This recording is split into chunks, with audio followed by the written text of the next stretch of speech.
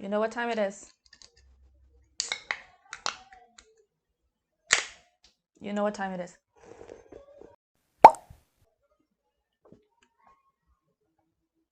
I don't know what I do this to myself, honestly. Hi, hello, how's it going? It's Lo. As you can tell for the beer, today we're reviewing another shit book. I'm so tired of being here. After Silkfire, one would imagine that I would have learned my lesson and not gone into books knowing that they were shit. However, just when TikTok told me of this funny little book called GOTHIKANA by author called Runix. Now, the name of the author and the name of the book in itself should have been a flaming hot red flag. Did I heed this warning? I absolutely did not. What did I do? I read this entire book. Why do I do this to myself, you might ask? Because I'm broken. I hope you like emo songs from the 2000s because we're going to be listening to a lot of them today. So yeah, today we're going to talk about GOTHIKANA, that terrible dark academia taboo / dark romance book that everyone on TikTok has been talking about. Because today I want to ask the question, are the TikTok girlies alright? And the answer, to make a very long story very short, is no, they're not fucking fine. They're unhinged, and I'm afraid of that app. Cheers. GOTHIKANA is a self-pubbed book which was picked up by an indie publisher, so it's available on NetGalley. For the sake of transparency, I am reading the Kindle Unlimited version, so it's the version that you can get for free on Kindle. I'm not sure if some of the mistakes that I've pointed out and that I will point out in this review, I'm just opening up my notes, are fixed in the new version. I have in good authority that they're not, because there is just too much wrong with this for me to believe that it's fixed in any way, shape, or form. But just for the sake of transparency, if I'm talking about things that are not in the new version that is released, apparently in a very weird formatting style of hardcover book or physical copy of book, I am sorry, but this is the Kindle Unlimited version, and this is what I burn my eyeballs with. So, GOTHIKANA follows this girl called Corvina Clem. I shit you not, who gets acceptance to this very secluded and exclusive Verimoor University. This is a place where you can only get an associate's degree, but somehow also a PhD for reasons that are beyond my understanding, but are relevant to this book, as much as anything is relevant at any point in this story. Anyway, she gets there, she finds this incredibly hot professor dude, there is a half-assed mystery, the book ends, that's it, the end, bye. See ya. That's how I wish this video could go, but unfortunately we do have to discuss this further. So let's look at whatever this was. So here's the thing. Again, for the sake of transparency, I was reading this book and I was about 30% in, and I messaged Rachel that this book read like a fan fiction. Now, I said that reading like a fan fiction is not necessarily derogatory, because you can read like an AO3 fan fiction, which is high praise. It's amazing what people can do in AO3 when given the time and the resources to do. But this read like a Wattpad fanfiction. And so I was like, this reads a lot like fanfiction, but I can't quite pinpoint on why and what exactly this is a fanfiction of. And now I did not want to bring myself to talk about Harry Potter ever again, but this is unfortunately Harry Potter fanfiction. And I brought this up with Rachel, who gave me the first hypothesis of this being a Snape and Hermione fanfiction.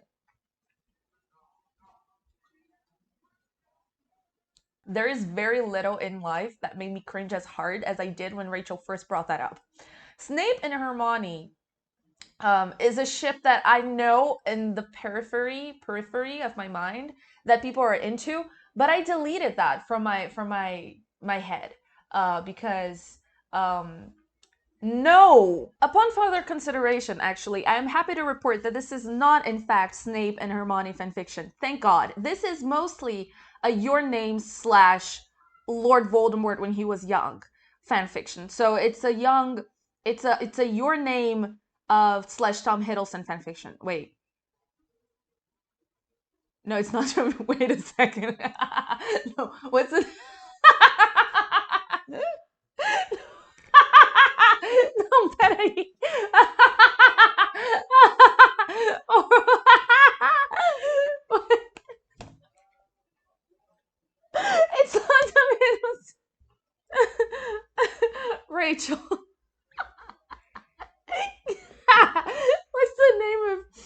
when Voldemort was young, what was his name again? Because I'm recording a video on GOTHIKANA and I just called him Tom Hiddleston, but I'm pretty sure that that's not it.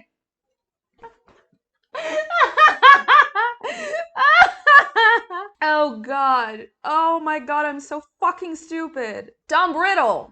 Thank you, Rachel. That was so basically a self-insert your name fanfiction with Tom Riddle when he was a young kid. This author looked at Voldemort and thought, I can fuck him better, and went along with this book. And seeing as the development of plot and characterization done by the TERF in the original series is extremely flimsy, that is as much as a possibility as anything is. So this is a Tom Hiddleston. I am so sorry to Tom Hiddleston, who may or may not be watching this video. You did not deserve this. You did not deserve this.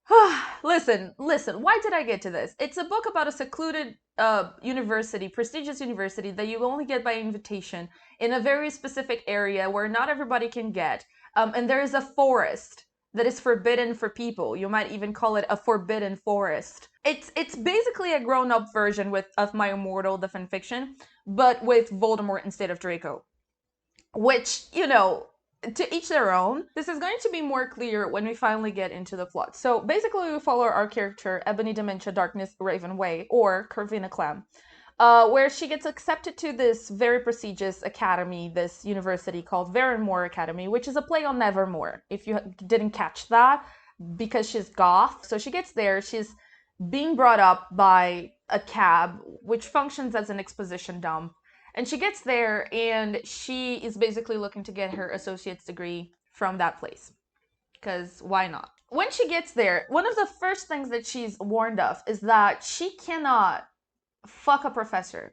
That's basically one of the main rules, and probably the main rule that exists in this university. You cannot have any sort of interpersonal relationship with your teachers. And what does she do? Exactly, she fucks a professor. Yay! I'm making fun of these songs, but actually I loved them when I was 12, which actually, if I were 12, right, and my own angsty self, who only listened to Evanescence and walked around school looking like a raccoon because of how much eyeliner I would put on, I would eat this book up. I would love this book. This would be my shit. I would eat up every bad book, every angsty bad book that I could when I was about 12. So there is a market for books like Gothikana, I would say. The market isn't for people who like Mary Shelley Gothic, it's for people who like Hot Topic Gothic. And like, there is a world of difference. You might even call it an abyss of difference between Mary Shelley Gothic and Hot Topic Gothic. But it's just so easy for you to jump off of the abyss of Mary Shelley Gothic and fall into the ravine of whatever the hell Gothikana is.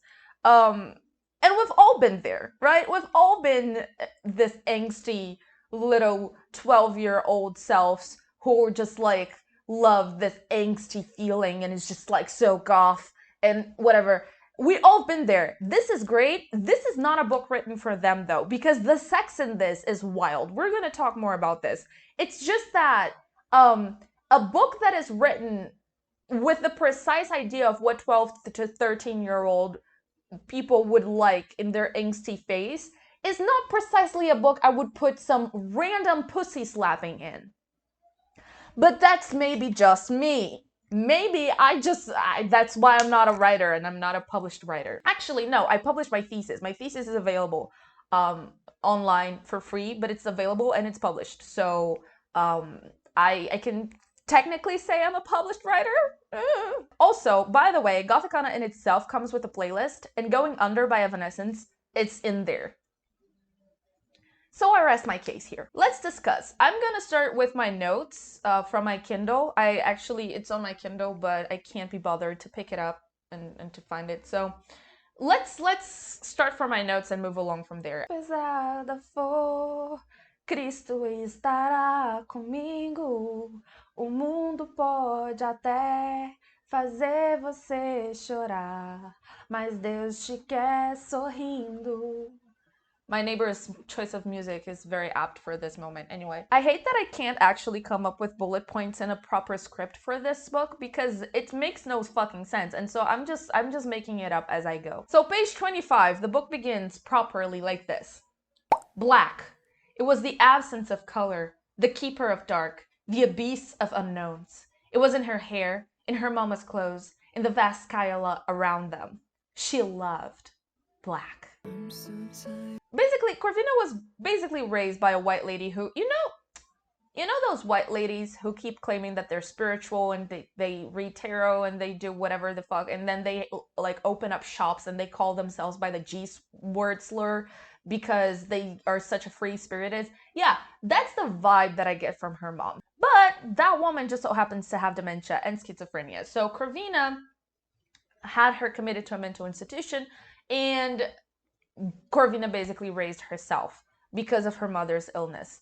I wish that this was treated more carefully within the book, but then again, nothing in this book is ever treated with any sort of care, so this wouldn't be a topic that I would expect to be particularly taken care of. It's just that having family members who had schizophrenia and who were deeply affected by it, I am unfortunately aware of just how it's disabling, really, for the people around them to try to reason with someone who slowly but surely loses grip on reality.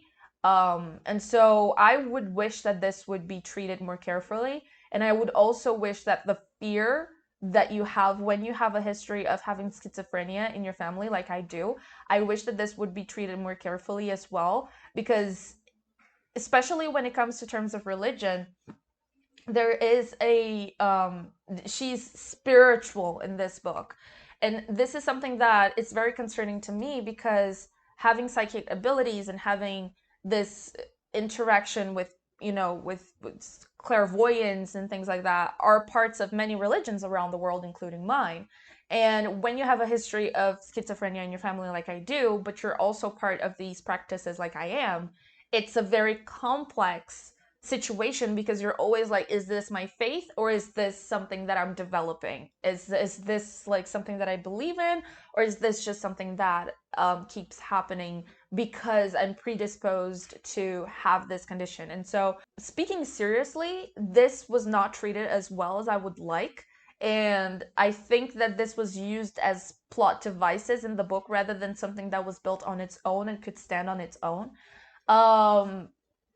But this was discussed at the midst of her being eaten out. So, you know how seriously she took those topics of conversation. Anyway, Corvina had her mother committed to a mental institute because her mom isn't capable of basically doing anything and she can't care for her mom anymore. And she receives this letter to go to this prestigious Varenmore Institute. And she goes there. We got some exposition dump at the school, blah blah blah blah blah blah blah. The cab takes her there, and then she gets that more exposition dump, and then she learns that she can't fuck a professor, and we're all immediately like, yep, she's gonna fuck a professor, yada yada yada. Yes, she asked, fiddling with her bracelet, the one she never took off. She knew what the other girl was seeing. A short, slight girl of questionable heritage, with slanted violet eyes, sun-kissed skin, even though she rarely spent much time in the sun anymore, a nose ring, long black hair in a fishtail braid that reached her waist, dressed in loose black pants and a thin purple sweater. I would like to ask, why is she ambiguously Asian? Is this the Asian representation that you guys wanted? Be for real. For real. And like, she's not like other girls. That's the important. She has violet eyes. And she's not like other girls because she dresses in black and her voice is sad and raspy. Okay. Ebony, Dementia, Darkness, Raven Way, I told you that this name was apt for her. Corvina Clam, give me a fucking break. We all know what you're called. Anyways, she's talking to her roommate about how her previous roommate had unalived herself in a way that it was very traumatic for all of the involved parties. And she has this very deep conversation about the trauma and etc., everything that happened, but the conversation ends like this. Jade pulled back and went to her suitcase, rummaging through a portion and throwing clothes out.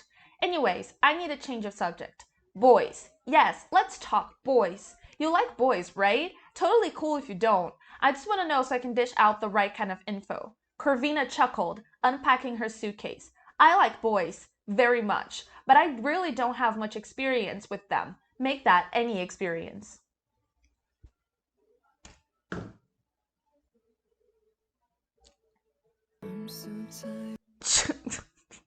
She pulls out some tarot, does some cleanse. I don't know. I don't care. The point is that she's sleeping, or trying to, in the middle of the night, and she's awoken by this mysterious song. And this is how we know that our homegirl isn't half Latina as well. Because if I was in an old ass castle that creaked at night, and I heard this weird haunting melody coming from a place I could not identify, you bet your ass my ass would be glued to the bed. I wouldn't do, like, I wouldn't. I simply wouldn't. But no, Corvina is our main character. So she's literally dressed in a dressing gown, and she picks up a chandelier, like a candlestick thing. I don't know how it's called in English. And she walks with a literal candelabra in a nightgown throughout a castle because she came out straight from a bad gothic novel. Like she's a ghost and she's looking for something. She's looking for this haunting melody. And she finds the guy, the main love interest, and this is how she describes him. He was sitting in the semi-darkness, dressed all in black, the sleeves of his sweater pushed up his forearms, his eyes closed as he bent forward, the line of his jaw chiseled square and shadowed with hair, a lock of his dark hair falling forward. He was magnificent. Corvina, he's just white. He's a discount Hot Topic rice man. What the fuck, whatever. I don't care. And then there's this.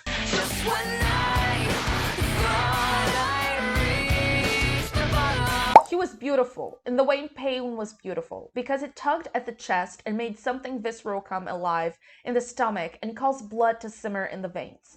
Enchanting in the way she imagined dark magic was, because it twisted the air around it and wrapped the mind and overpowered all the senses. Haunting in the way only very few living things could be, because it sent a shiver down the spine and cloaked itself in the darkness and fed on the energy around them. Have you considered seeing a doctor about that? There's this one part where she says that she wanted to exist in that subspace with him, and that's only the beginning of the bad BDSM etiquette in this book. Anyway, here are a couple of things that I want to talk about. This is basically it. After that, she goes to school, she talks to the people in the school, she goes to class, there is a mystery, some people end up dead, some people end up disappearing, yada yada yada yada. I don't plan on going too much into details. Maybe you want to torture yourself with this book as well. Who am I to judge at this point? I want to discuss a couple of things. And the first thing that I want to discuss is the idea that this book is dark academia, because newsflash, it is not. I think it was the book Leo. I have to check if that's the name of her channel.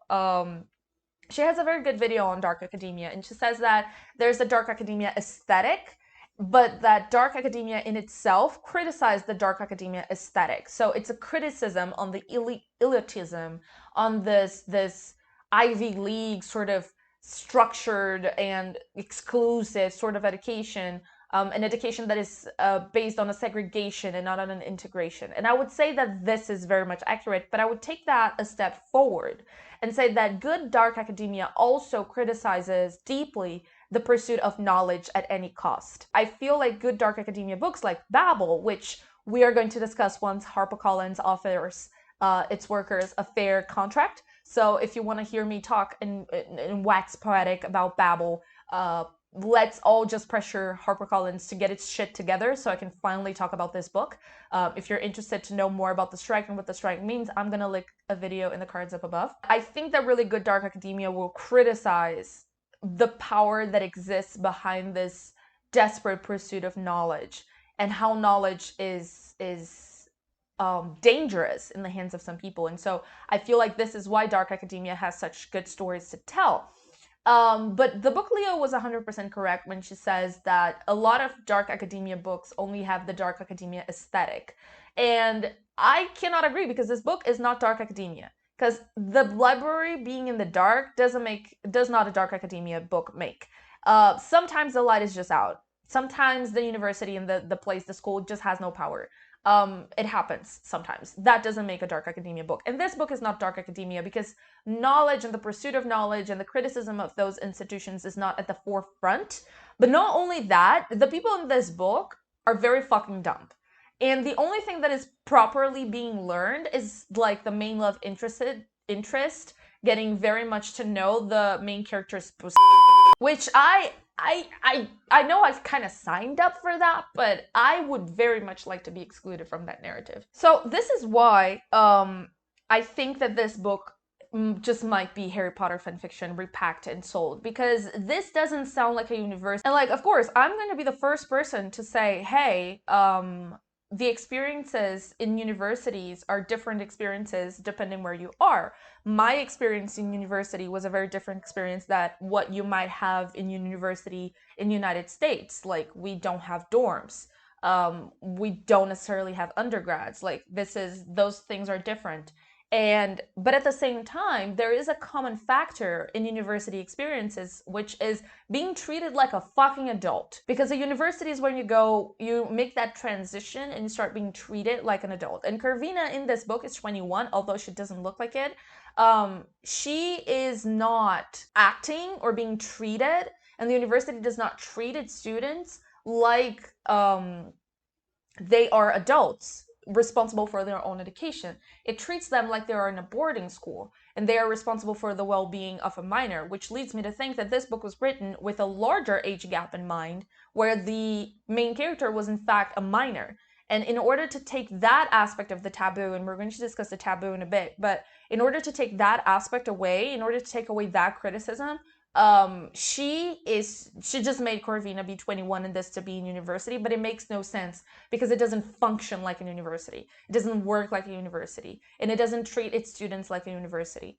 And so you join these two. It's much like it is a Harry Potter fanfiction in that sense, because it is a boarding school and it's not focused on the production of knowledge and in the instances of academic power, in the instances of the difficulties that exist within places of power that produce knowledge. None of this is addressed in this book, only the sex is. So this is not dark academia, and I would like people to stop calling things dark academia just because it has a library that is dark. That does not, like I said, a dark library does not dark academia make. This is not dark academia as much as it is a grown-up My Immortal fanfiction. Is this better written than My Immortal? Only barely. There's also this part, which... You can sit with me if you're bored, Purple, Jax, one of Troy's boys, called from the front with a smirk. I'll keep things interesting. A few snickers sounded around class, but her eyes, which were still on Mr. Deverell... Oh yeah, the main character's name is Vad Deverell. Or Vade Deverell. I don't know, and at this point I don't really fucking care. Watched as his jaw clenched. He broke their connected gaze and looked at the boy who'd just spoken. And what makes you think this kind of bullshit is okay in my class, Brown? Mr. Deverell asked, putting his pen down on the desk and turning the full force of his attention on the boy. The boy sat up straighter. My name's not Brown, Mr. Deverell. It's Jax. Oh, my mistake, Mr. Deverell said, in what Jade called his resting bitch face. I thought we were calling each other by the color of our eyes and not our given names. Worst fucking comeback I've ever seen in my entire fucking life. If you were in 5th grade recess and said something like this, you would never live that humiliation down. Why is this somehow meant to signify that this man is a badass in this fucking book when he's a fucking professor? This makes absolutely no fucking sense.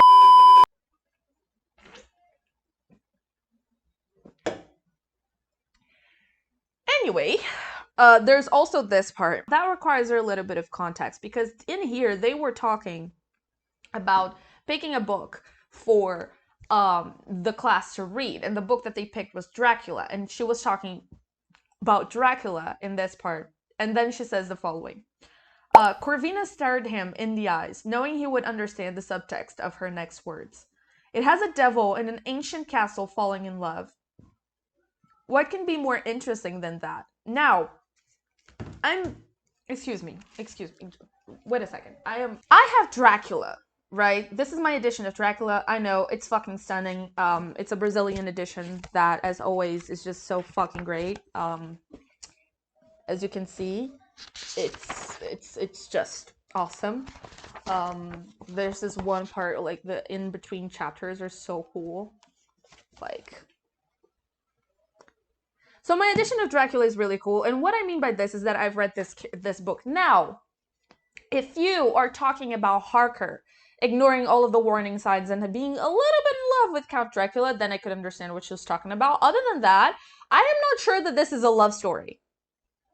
I am not, like, do you get a book like this with, like, would you look at a book like this and think, yes, a better love story than Twilight? I think that she was thinking about Twilight, not about Dracula, because I don't remember that happening in here. And so, can you call yourself dark academia if you can't even remember the themes of the books that you're fucking talking about? I don't think so. I don't think so, no. Or this part right here, which, listen, it wasn't the worst that I read this year because I read So Fire, but it was very goddamn close. No, Corvina vehemently denied. He's dark and mysterious and has secrets I'm slowly discovering, but he's not the evil we saw in that shack. This is all to say that the writing is very bad. The writing is awful. She tried to go for this mystery type of plot, where you do that thing where you wonder if the main character is crazy or if there's actually something afoot going on, and that failed miserably. Because that has to be very understated, and nothing in this book is ever understated. Everything is just on your face, because everything in this book is either extremely explicit or not developed at all. And so, like, because of this, she spends so much time describing her clothes and describing the looks and describing the sex scenes and whatnot, and she spends very little time talking about things that are actually important, like, where is this story taking place? Is this in a modern, like, in an alternate version of the United States? Is this a very different place? What is Tenebrae? So, like, I don't know if Tenebrae is the country or if Tenebrae is a town. And if it's a town, where the fuck is it? Like, is it in Ohio? Are there mountains in Ohio? Is Ohio even a thing? Like, at this point, I don't even know if Ohio is even a place. But, maybe that's where my will to live after reading this book is hiding, because I can fucking... The mystery in this book is very flimsy, although I will say there was one point where I was like, oh, shit, I did not see that one coming, but that's because I wasn't paying too much attention on the book. If you were paying attention to the book, you will probably see the twist coming, and even then, after I didn't see the twist coming, she ruined it by fucking up the main antagonist. And the writing was atrocious in there as well. And so I couldn't even savor the fact that I had a plot twist coming at me because it was bad. It was badly written, as always. Point is, she spends a lot of time talking about stuff that is wholly irrelevant to the plot and the book.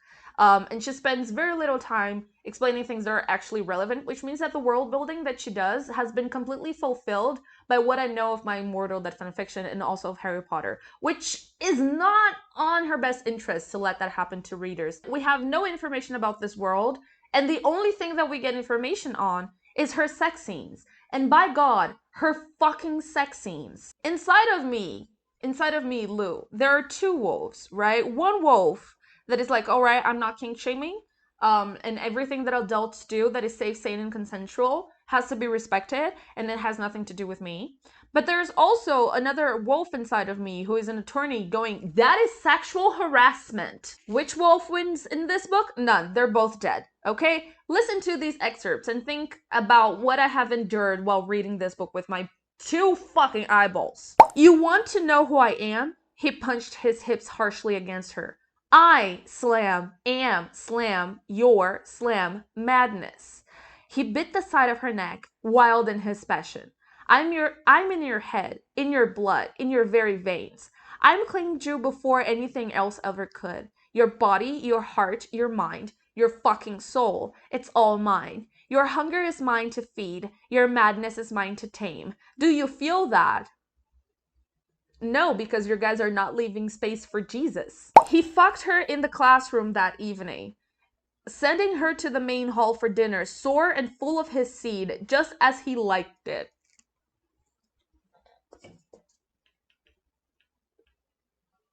Um, listen, no, no, actually, you know what? No, no, no, no, no, no, no. A few moments later. Okay, okay, I calm myself down a little. You want to have a hardcore kinky sex? Pick a safe word and you go. I'm not going to um, say anything about it. But the thing is that whatever is going on here is not sane because it's obsessive. It's an obsession. He has an obsession with her, and somehow this is painted as love in this book. This is concerning for several different reasons. And on the other hand, this is sexual harassment. This guy just goes after this vulnerable girl and repeatedly makes sexual advances on her, and people are like, oh, but she likes it. Yeah, it doesn't make it less sexual harassment. He's in a position of power. The least that I expect of a taboo romance is an exploration on why things are wrong and how people are still into it despite knowing that it's wrong. How certain things are frowned upon and how certain things weigh on those characters, but there's nothing of this here. The only thing that makes the characters take any sort of pause is a random arbitrary rule that exists in this place that is conveniently waved away when it's convenient in the book and doesn't cause any sort of major impact on them. Like, it doesn't affect them at all. It's almost as if this rule doesn't apply to them.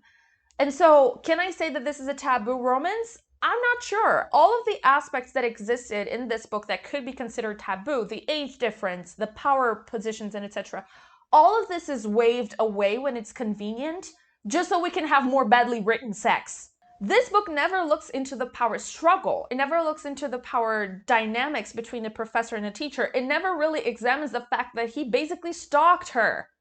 He stalked her. He stalked her. And again, I don't want to sit here and tell you what you can or cannot write. I think that people should be able to write whatever the fuck they want as long as they don't ask me to love it. I am within my right not to like shitty writing. But I'm not here to sit and tell people what they can or cannot write. What I am concerned, however, is that this is a book that is written in a way that is so childish and seems aimed at an audience that is so younger than what I am. I'm 26. This seems aimed to an audience that is at most 14. And this is showing a type of relationship that is completely unhealthy and unattainable. And this is what I'm concerned with, because this book, it's being marketed in a place that it has no filter. And I think that this is a conversation that we should have about TikTok. TikTok has no filter in the types of books that it will recommend to girls. And this is not a place where you can have nuance in your conversations. And TikTok is not a place where you can do like you can on YouTube, actually go in depth into a book and understand what are the problematic aspects of it, or what about it that it makes it good. You have at most 3 minutes, and you can't really develop the difficulties that you see in a book.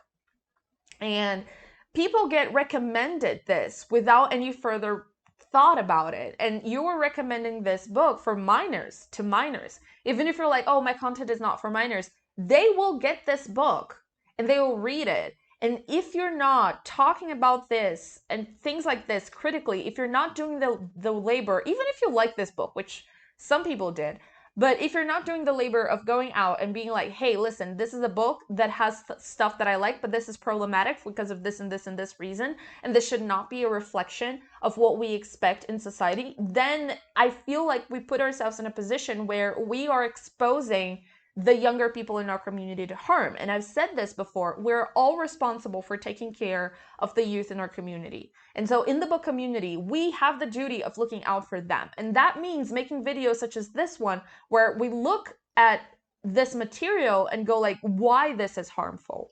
And the reason why I think GOTHIKANA and books similar to it with this dark romance and etc.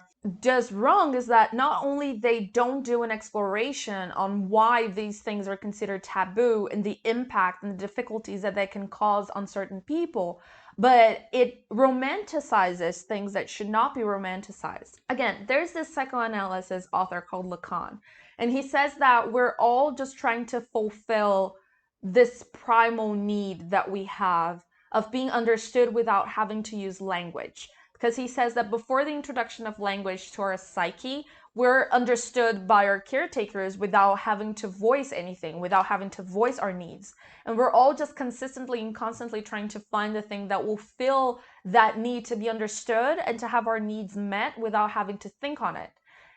And I always think of this when I read books like this because it paints a relationship or an idea of a relationship where everything that you could ever want is understood immediately by the other person. That other person completely and 100% gets you. And I am reminded of situations where my friends were in situations like this where like, oh, he understands me completely, and then we found out that that person had been stalking them for months, and like that type of relationship does not exist in real life. I'm so sorry to be the person to tell you this, but this type of relationship where the person immediately knows all of your needs and wants, and the sex is phenomenal and it's always good and it's always perfect and you always have an orgasm, that doesn't exist in real life. That is not a thing in real life. And I think that it's dangerous for us to be talking about books like this. Again, everyone can write whatever the fuck they want and they can publish whatever the fuck they want to publish. That's not on me. But I think that I also have the right to say that it's dangerous for us to be talking about books like this and to be talking about relationships like this, like the one that exists in this book, like this level of possession, of possessivity that is borderline sick. It is sick. It is a type of wanting to absorb the person completely that never bodes well in real life. And I think that we should be talking about these books with a layer of, this is not real. This could never be real. This doesn't emulate real relationships, and it's harmful to think that it is. Because again, even the sex practices in this are harmful. If you're having sex and you're still sore for weeks after you're having sex, please go see a doctor.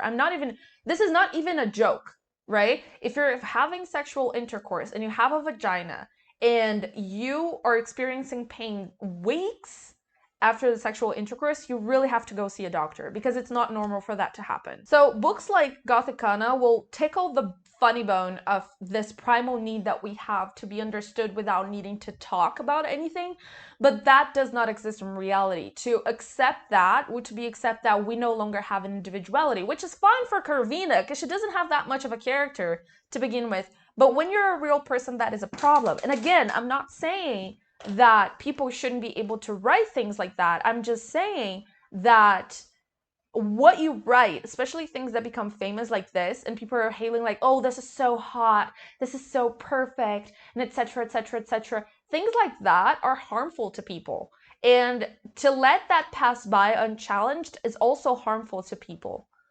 Oxi, meu Deus, mas você tá tomando banho. I have a new cat. Let me see if she'll let me pick her up. No. Okay, no, she doesn't want it. Okay, no, that's fine. Okay, no, it's okay. It's okay. Let me see if I can... Wait, let me... Anyway, the cat is gonna be a spoiler for our next video. Ooh! No, she's not gonna let me. No. Anyway. The cat is gonna be a spoiler for our next video. Anyway, with that out of the way, what are my final thoughts about GOTHIKANA? This book sucks. This book's fucking terrible. Don't read it. If you read it, please understand that this is not a good relationship, nor it's meant to be. The writing in this book is absolutely atrocious. The world building is flimsy. It's very much not good. This is not a good book. And to answer the question, are the TikTok girlies alright? Absolutely not. You should all look for help, be it Jesus or be it therapy. Either one of those work. Just please go find someone to talk to because this is not normal. If this is the type of book that you guys are like, oh, this is amazing, this is so good, this is so hot, please, please stop it. Get some help. Anyway, I'm gonna finish my beer and finish talking about this book as of now because I honestly can't be bothered anymore. If you want to vote on what terrible read I do next, my Patreon is in the description below. You can pick between Light Lark and The Night in Its Moon. Because I hate myself. Anyway, this was today's video. Do not read Gothikana. I hate that I did. I hope that you guys at least enjoyed my suffering, and I will see you guys the next time. Bye.